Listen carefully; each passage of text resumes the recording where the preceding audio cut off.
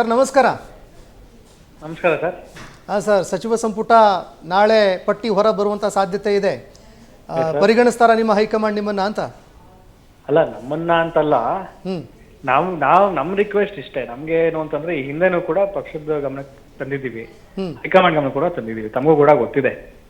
First time second time MLAs ಎಲ್ಲರೂ ಕೂಡ ಲಿಖಿತವಾಗಿ ನಾವು ಪಕ್ಷದ ವರಿಷ್ಠರಿಗೂ ಕೂಡ ಮನವಿಯನ್ನ ಮಾಡ್ಕೊಂಡಿದ್ದು, ಯಾರಿಗಾರು ಒಂದು 5 ಜನಕ್ಕೆ ನಮ್ಮಲ್ಲಿ ಒಂದು ಅವಕಾಶ ಮಾಡಿಕೊಡಿ ಅನ್ನೋದನ್ನು ಅವ್ರಿಗೆ ನಾವು ಮನವಿನ ಮಾಡ್ಕೊಂಡಿದ್ದು. ಅದರಂತೆ ಇವತ್ತು ಒಂದು ಅವಕಾಶ ಇದೆ ನಮ್ಮ ಸರ್ಕಾರಕ್ಕೆ, ನಮ್ಮ ಹೊಸದಾಗಿ ಆಯ್ಕೆಯಾಗಿರುವಂಥ CLP ನಾಯಕರಿಗೆ, ಶಿವಕುಮಾರ್ ಸಾಹೇಬರಿಗೆ, ಹಾಗೆ ನಮ್ಮ ನಾಯಕರಾಗಿರುವಂಥ ಸಿದ್ದರಾಮಯ್ಯ ಸಾಹೇಬರಿಗೆ, ಖರ್ಗೆ ಸಾಹೇಬರಿಗೆ, ರಾಹುಲ್ ಗಾಂಧಿ ಸಾಹೇಬ್ರಿಗೆ ಒಂದು ಅವಕಾಶ ಇದೆ. ಇವತ್ತು ಹೊಸೊಬ್ಬರಿಗೆ ಒಂದು ಅವಕಾಶವನ್ನು ಮಾಡಿಕೊಟ್ರೆ ಮತ್ತಷ್ಟು ಹುರುಪು ಬಂದಂಗೆ ಆಗ್ತದೆ. ಜೊತೆಗೆ ಪಕ್ಷ ಸಂಘಟನೆ ಕೂಡ ಹೆಲ್ಪ್ ಆಗಿದೆ ಅನ್ನೋದು ಒಂದು ಅಭಿಪ್ರಾಯ.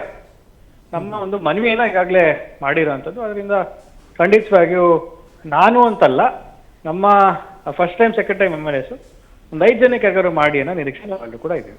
ದರ್ಶನ್ ಸರ್ ನಮಸ್ತೆ, ನಾಗರಾಜ್ ಮಾತಾಡ್ತಿದ್ದೀನಿ. ನಮಸ್ಕಾರ ಸರ್. ತುಂಬ ತೂಕವಾಗಿ ಮಾತಾಡ್ತಿದ್ದೀರಿ. ನಿಮ್ಮ ವಾಯ್ಸ್ನ ಇದೇ ಫಸ್ಟ್ ಕೇಳ್ತಾ ಇದ್ದೀವಿ. ಟಿ ವಿಲೇನೋ 1-2 ಸರಿ ನೋಡಿದ್ದು. ತಮ್ಮ ಬಗ್ಗೆ DK ಶಿವಕುಮಾರ್ ಅವರು ಸೆಷನ್ನಲ್ಲಿ ಮಾತಾಡಿದ್ದನ್ನು ನಾವೆಲ್ಲ ಗಂಭೀರವಾಗಿ ಕೇಳಿಸ್ಕೊಂಡಿದ್ದು. ನಮ್ಮ ತಂದೆಯವ್ರ ಬಗ್ಗೆ ಸರ್. ಹೌದು, ತಮ್ಮ ಬಗ್ಗೆನೂ ಪ್ರಸ್ತಾಪ ಮಾಡಿದ್ರು ಅವರು, ತಮ್ಮ ತಂದೆಯವ್ರ ಬಗ್ಗೆ. ನಮಗೂ ಎಲ್ಲ ಪರಿಚಯ ತಮ್ಮ ತಂದೆಯವರು. ಬಾಲಬ್ರೂಹಿನಲ್ಲಿ ಅವಾಗವಾಗ ದೆಹಲಿಯಿಂದ ಬಂದ ತಕ್ಷಣ ಕರೆದು ಒಂದು ಕಾಫಿ ಕೊಡಿಸಿ ಕಳಿಸೋರು. ಬಹುಶಃ ನಮ್ಮ ಪರಿಚಯ ಇಲ್ಲ. ನೀವು ನಿಮ್ಮ ಹೆಸರು ಚರ್ಚೆಯಲ್ಲಿದೆ ಅಂತ ಕೇಳಲ್ಪಟ್ವಿ, ಭಾಳ ಖುಷಿ ಆಯಿತು. ಜೊತೆಗೆ DK ಶಿವಕುಮಾರ್ ಹೇಳಿದರು ನನ್ನ ಮಗು ಥರ ಅನ್ನೋ ಥರ. ಆಮೇಲೆ ನಿಮ್ಮನ್ನು ಹಠ ಹಿಡಿದು ಗೆಲ್ಸ್ಕೊಂಬಂದಿದ್ರು ಅಂತ ಕಾಣುತ್ತವರು ಅಲ್ವಾ?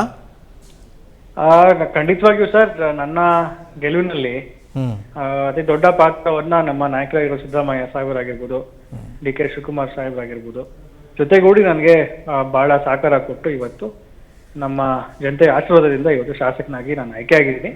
ಖಂಡಿತವಾಗಿಯೂ ಅದೊಂದು ಅವಕಾಶ ನನಗೆ ಒಂದು ಒಳ್ಳೆ ಕೆಲಸ ಮಾಡಲಿಕ್ಕೆ, ನಮ್ಮ ತಂದೆಯವ್ರ ಕೆಲಸವನ್ನ ಮುಂದುವರ್ಸ್ಕೊಂಡು ಹೋಗ್ಲಿಕ್ಕೆ ಒಂದು ಒಳ್ಳೆ ಅವಕಾಶ ಮಾಡಿಕೊಟ್ಟಿದ್ದಾರೆ. ಅದಕ್ಕೆ ನಾನು ಯಾವತ್ತೂ ಕೂಡ ಚಿರಋಣಿಯಾಗಿರ್ತೇನೆ. ಆದರೆ ಇವತ್ತು ಈ ಪರಿಸ್ಥಿತಿನಲ್ಲಿ ನಾವು ಇವತ್ತಿನ ದಿವಸ ಮನವಿ ಮಾಡೋದು ಇಷ್ಟೇ, ಅಟ್ಲೀಸ್ಟ್ ಒಂದು 5 ಜನಕ್ಕಾರು ಫಸ್ಟ್ ಟೈಮು ಸೆಕೆಂಡ್ ಟೈಮ್ ಅವಕಾಶ ಮಾಡಿಕೊಟ್ರೆ ಸೆಕೆಂಡ್ ಲೈನ್ ಆಫ್ ಲೀಡರ್ಸ್ಗೂ ಕೂಡ ಪ್ರೋತ್ಸಾಹ ಕೊಟ್ಟಾಗ್ತದೆ ಅಂತ ಒಂದು ಉತ್ಸಾಹ ಅಷ್ಟೇ. ಇಲ್ಲ ಸರ್, ತಾವು ಹೇಳೋದು 100% ನಿಜ. ಅದು ಎಲ್ಲರೂ ಇವತ್ತು ಜೆನ್ಜಿ ಅಂತಿದ್ದೀವಿ, ಆ ಮೂಮೆಂಟ್ ಅಂತಿದ್ದೀವಿ, ಕಾಕ್ರೋಚ್ ಮೂಮೆಂಟ್ ಅಂತಿದ್ದೀವಿ. ಸೇಮ್ ಟೈಮು 94 ದೇವೇಗೌಡರು ಹೋಗಿ ಮತ್ತೆ ನಾನು ರಾಜ್ಯಸಭೆಯಲ್ಲಿ ನಾನೇ ಕೂತ್ಕೋಬೇಕು ಅಂತ ಕೂತ್ಕೋತಾರೆ. ಮಾಜಿ CM ಆಗಿದೆ ಸದಾನಂದ ಗೌಡರು ನನಗೆ ಬೇಕು ಅಂತ ಕೂತ್ಕೋತಾರೆ. ಯೂತ್ಸ್ಗಳು ಎಲ್ಲರೂ ಇವ್ರು ಬಂದು ಸೀನಿಯರ್ಗಳು 70 ದಾಟಿದ ಮೇಲೂ 80 ದಾಟಿದ ಮೇಲೆ ನಮಗೆ ಪವರ್ ಬೇಕು ಅಂತ ಕೂತ್ಬಿಟ್ರೆ ಯೂತ್ಸ್ ರೂಲ್ ಮಾಡೋದು ಯಾವಾಗ? ಜನರ ಬೇಕು ಬೇಡ, ಕಾಮನ್ ಮ್ಯಾನ್ ಬೇಕು ಬೇಡ, ಯುವಕರ ಬೇಕು ಬೇಡಗಳು ಅರ್ಥ ಆಗೋದು ಯಾವಾಗ? ನಾವು ನಿಮ್ಮ ಕಾಂಗ್ರೆಸ್ ಪಾರ್ಟಿ ಹೈಕಮಾಂಡ್ಗೆ ನಾವು ಒಂದು ಒತ್ತಾಯ ಮಾಡ್ತೀವಿ ಸರ್, ನೀವು 5 ಅಲ್ಲ 10ರಿಂದ 15% ಯೂತ್ಸ್ಗೆ ಮೀಸಲಿಡಿ ಅಂತ ನಾವು ಕೇಳ್ತಾ ಇದ್ದೀವಿ. ರಾಹುಲ್ ಗಾಂಧಿ ಅವರು ಈ ಥರ ಏನೋ ಒಂದು ಸೂಚನೆ ಕೊಟ್ಟಿದ್ದಾರೆ ಅಂತ ಒಂದು ಡಿಸ್ಕಷನಲ್ಲಿ ಇತ್ತು. ಐ ಡೋಂಟ್ ನೋ ಅದೇನು ಅಂತ ಗೊತ್ತಿಲ್ಲ. ಆದರೆ ಯುವ ಶಾಸಕರಿಗೆ ನಾನು ನೋಡ್ತೀವಿ ಸರ್, ತಮ್ಮ ಮುಖ್ಯಮಂತ್ರಿ ಕಚೇರಿ ಲಾಸ್ಟ್ ಟೈಮ್ ನೋಡಿದೆ, 1-2 MLAಗಳು ಬೆಳಗ್ಗೆಯಿಂದ ಸಂಜೆವರೆಗೂ ಕಾದು ಸರ್. ಯೂತ್ MLAಗಳು ಅವ್ರ ಹೆಸರು ಬೇಡ, ಅವರು ಕರೆಯೋರಿಲ್ಲ, ಮಾತಾಡ್ಸೋರಿಲ್ಲ. ಇವ್ರು ಸೀನಿಯರ್ ಬರ್ತಾರೆ, ಯಾರೋ ಮ್ಯಾನೇಜ್ಮೆಂಟ್ಗಳಲ್ಲಿ ಮ್ಯಾನೇಜರ್ಗಳು ಎಕ್ಸ್ಪರ್ಟ್ಗಳಿದ್ದಾರಲ್ಲ, ಅವ್ರು ಬರ್ತಾರೆ, ಅವ್ರದ್ದೇನೋ ಕೆಲಸ ಮುಗಿಸ್ಕೊತಾರೆ ಹೋಗ್ತಾರೆ, ಒಳಗಡೆ ಕರೆಯೋರು ದಿಕ್ಕಿಲ್ಲ. ನೀವು ಯುವ MLAಗಳು ಕೂಡ ಸರ್, ನೀವು ಪ್ರತ್ಯೇಕವಾಗಿ ನೀವೇ ಸರಿ ಒಂದು ಡಿಸ್ಕಷನ್ ಮಾಡಬೇಕು, ನೀವೊಂದು ಮಾತುಕತೆ ನಿಮ್ಮದು ನಡೀತಾ ಇರಬೇಕು, ನಿಮ್ಮ ಹಕ್ಕೊತ್ತಾಯವನ್ನು ಇದೇ ರೀತಿ ನೀವು ಮಂಡಿಸ್ತಾ ಇರಬೇಕು. ನೀವು ನಿಮ್ಮ ಸಾಹೇಬ್ರು ಹೇಳ್ತಾರಲ್ಲ ಸರ್, ಒದ್ದು ಕಿತ್ಕೋಬೇಕು ಅಂತ, ನಮ್ಗೆ ಯಾರೂ ಅವಕಾಶ ಕೊಡಲ್ಲ, ಒದ್ದು ಕಿತ್ಕೋಬೇಕು ಅನ್ನೋ ದಾಟಿಲಿ ಮಾತಾಡಿದ್ರಲ್ಲ, ಹಾಗೆ ನಿಮ್ಮ ಪಾಲನ್ನು ನೀವು ಹೋರಾಟದಿಂದ ತಗೊಳ್ಳಿ ಸರ್. ನೀವು ಮಿನಿಸ್ಟರ್ ಆಗಲಿ ಅಂತ ನಾವು ಹಾರೈಸ್ತೀವಿ. ನಮ್ಮ ಗಂಗಾಧರ್ ಕುಷ್ಟಗಿ ಸರ್ ಇದ್ದಾರೆ ಸರ್, ಸೀನಿಯರ್ ಜರ್ನಲಿಸ್ಟು, ನಿಮ್ಮ ತಂದೆಯವ್ರಿಗೆಲ್ಲ ಅವ್ರ ಸ್ನೇಹಿತರು, ಅವ್ರು ತಮಗೊಂದು ಹಾಯ್ ಹೇಳ್ತಾರೆ ನೋಡಿ. ನಮಸ್ಕಾರ. ಧ್ರುವನಾರಾಯಣ ಅವರೇ ನಮಸ್ಕಾರ. ತುಂಬ ಸಂತೋಷ ಯಂಗ್ಸ್ಟರ್ಸ್ ಬರ್ತಕ್ಕಂಥದ್ದು. ನಾನೇನು ನನ್ನ ಮಾತಾಡ್ತಾ ಇದ್ದಾರೆ ಸರ್, ತುಂಬ ಚೆನ್ನಾಗಿ ಮಾತಾಡ್ತಾ ಇದ್ದಾರೆ ಅವರು. ಹೌದು, ತುಂಬ ತೂಕದಿಂದ ಮಾತಾಡ್ತಿದ್ದಾರೆ, ಸಮಚಿತ್ತದಿಂದ ಮಾತಾಡ್ತಾ ಇದ್ದಾರೆ. ನೋಡಿದ್ದೀನಿ, ನಾನು ಕೇಳಿದ್ದೀನಿ. ಹಾಗಾಗಿ ನಮ್ಮ ನಾಗರಾಜ್ ಅವ್ರು ಹೇಳಿದಂಗೆ ಸೀನಿಯರ್ಸ್ ಎಲ್ಲ ಒಂದೇನಪ್ಪ ಅಂದರೆ ಇದು ಏನಂದರೆ ಸಮಾಲೋಚನಾ ಸಮಿತಿ ಅಂತೇಳಿ ಒಂದು ಯಾವುದೋ ಒಂದು ಮಾಡಿಬಿಟ್ಟು ಒಂದೊಂದು ಪಕ್ಷದಲ್ಲಿ ಅವರು ಜೂನಿಯರ್ಸ್ಗೆ ಏನಪ್ಪ ಅಂದ್ರೆ ಮಾರ್ಗದರ್ಶನ ಮಾಡಲಿಕ್ಕೆ ಕೂಡ್ಬೋದು ಅವರು.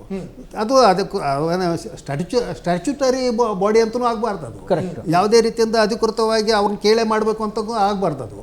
ಅದು ಒಂದು ಏನಪ್ಪ ಅಂದರೆ ಸೀನಿಯರ್ಸ್ ಒಂದು ಮಾಡಬೇಕು, ಕಮಿಟಿಯಲ್ಲಿ ಮಾಡಿ ಅವ್ರು ಏನಪ್ಪ ಅಂದ್ರೆ ಮಾರ್ಗದರ್ಶನ ಮಾಡಬೇಕು ಜೂನಿಯರ್ಸಿಗೆ. ಜೂನಿಯರ್ಸ್ ಏನಪ್ಪ ಅಂದ್ರೆ ಅವರ ಒಂದು ಮಾರ್ಗದರ್ಶನದಲ್ಲಿ ಅವ್ರ ಸಲಹೆಗಳನ್ನು ತೆಗೆದುಕೊಂಡು ಹೋಗ್ತಕ್ಕಂಥದ್ದು ಆಗಬೇಕು. ಹಾಗೆ ಇವರು ಸಹಿತ ಏನಪ್ಪ ಅಂದರೆ ಇವತ್ತು ನಾವು ವಿಶ್ ಮಾಡ್ತಾ ಇದ್ದೀವಿ, ನಮ್ಮ TV ಪರವಾಗಿ ಏನಪ್ಪ ಅಂದ್ರೆ ಧ್ರುವನಾರಾಯಣ ಅವರು ಏನಪ್ಪ ಅಂದ್ರೆ ಒಂದು ಒಳ್ಳೆಯ ಒಂದು ಮಂತ್ರಿಯಾಗಿ ಯುವ ನಾಯಕರಾಗಿ ಹೊರಹೊಮ್ಮಲಿ ಅಂತಕ್ಕಂಥದ್ದು ಅಲ್ವಾ? Yes sir. Darshan sir thank you so much. Sir thank you sir thank you sir, thank you. Thank you sir, ನಮಸ್ಕಾರ.